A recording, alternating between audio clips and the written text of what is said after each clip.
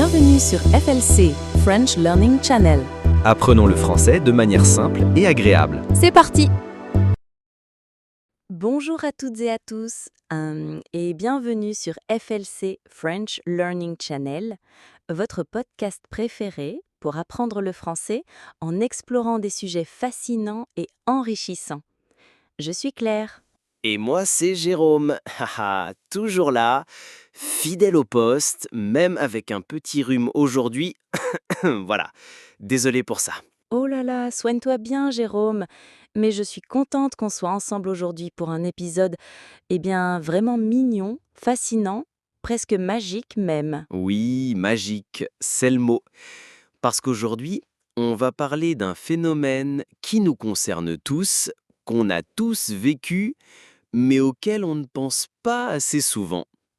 Tu devines? On va parler de comment les bébés apprennent à parler. Oui, ce petit miracle quotidien que des millions de parents observent avec émerveillement. Mais avant de commencer, petit rappel à nos chers auditeurs. Abonnez-vous, activez la cloche et partagez l'épisode si vous aimez apprendre le français avec nous. On vous lit, hein? Alors, allons-y. Alors, tu sais Jérôme, ce qui me fascine toujours, c'est de me dire qu'un bébé naît sans aucun mot. Aucun, juste des pleurs. Et qu'en 2 ou 3 ans, il parle, il exprime ses idées, ses désirs, ses émotions. C'est fou, non? Complètement dingue, oui. Et ce qui est encore plus incroyable, c'est qu'il le fait sans cours de grammaire, sans cahier, sans professeur. Juste en écoutant, en observant, en répétant. Comme quoi, on a tous été des génies de langage à un moment de notre vie. Exactement. Et en fait, l'apprentissage du langage commence avant même la naissance. Tu savais ça? Oui, dans le ventre de la maman, le bébé entend déjà des sons, des rythmes, des voix. Il reconnaît même la voix de sa mère à la naissance. Oh là là, ça me donne des frissons, hein. Moi aussi. Et ensuite, pendant les premiers mois, le bébé va observer. Il regarde les lèvres bouger, il écoute les sons autour de lui, mais il reste silencieux. On appelle ça la période prélinguistique. C'est une étape très importante. Ouais, il prépare le terrain. Et puis, vers 4 ou 6 mois, il commence à babiller.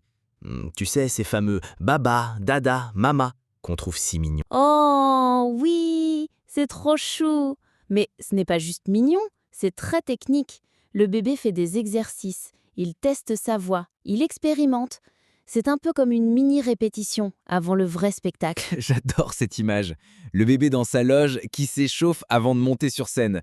Et puis un jour, bam, il dit son premier mot. C'est souvent maman ou papa, hein. Oui, ou parfois non. C'est vrai, non est un des premiers mots, parce que les parents le disent souvent. Non, ne touche pas ça. Non, pas dans la bouche. Oh mon Dieu, tellement vrai. Et à partir de là, ça s'accélère. Vers 18 mois, l'enfant connaît environ 50 à 100 mots. Et vers 2 ans, il commence à combiner les mots. Genre, maman partie, veux gâteau, encore dodo. Et il comprend bien plus qu'il ne dit. On oublie souvent que la compréhension précède l'expression. C'est pareil quand on apprend une langue étrangère, hein. Exactement. Et ce qui est bluffant, c'est qu'il crée des phrases sans connaître les règles grammaticales. Il n'a jamais appris la conjugaison du verbe vouloir, mais il dit « je veux ça ». C'est comme si son cerveau avait une capacité naturelle à construire du sens. Mais ça, c'est possible parce qu'il est plongé dans un environnement riche, plein de langages. Oui, et c'est là que le rôle des parents et des adultes est crucial. Parler au bébé, lui lire des histoires, chanter des comptines, ça fait toute la différence. Et ce n'est pas une question d'intelligence, c'est une question de stimulation. Plus on parle à un bébé, plus il développe son vocabulaire, sa grammaire, sa confiance dans le langage. Et tu sais, certains bébés grandissent dans des familles bilingues ou même trilingues et ils s'adaptent très bien. Le cerveau humain est, waouh, tellement flexible. Je connais un enfant de 2 ans qui dit mama en espagnol, mummy en anglais et maman en français selon la personne qu'il a en face de lui. Un vrai petit caméléo linguistique. Génial. Et contrairement à ce que certains pensent, le bilinguisme ne crée pas de confusion. Au contraire, il stimule la mémoire, la concentration et même la créativité. Mais il peut y avoir des retards ou des troubles du langage. Et c'est important de ne pas ignorer ces signes.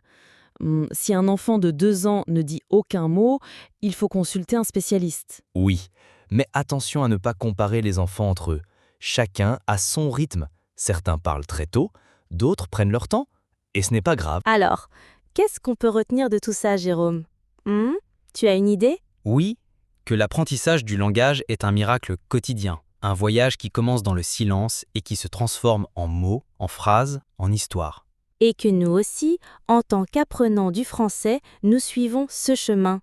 Écouter, répéter, oser parler, faire des erreurs, rire de nos fautes et continuer. Donc, si vous, chers auditeurs, vous galérez à prononcer rendez-vous ou inoubliable, pas de panique. Vous êtes exactement sur la bonne voie. Comme un bébé de 12 mois. Bravo! Et voilà, c'était notre épisode du jour sur le thème « Comment les bébés apprennent à parler ». On espère qu'il vous a plu, qu'il vous a fait sourire, réfléchir et progresser en français.